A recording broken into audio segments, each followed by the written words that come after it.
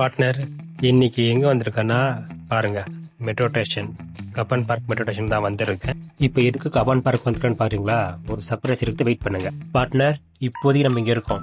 அப்படியே மேப்பை zoom out பண்ணா கண்டுபிடிச்சிங்களா பார்ட்னர் கரெக்டாக எங்கன்ட்டு? ஆர்சிபி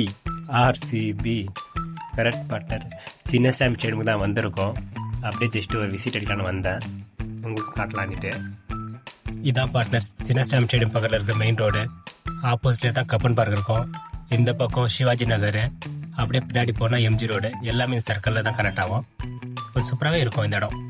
பார்ட்னர் அப்படியே வீடியோ ஷூட் பண்ணியிருந்தா ஒருத்த வந்து என்கிட்ட வந்து பிளாக்ல டிக்கெட் கேட்குறான்.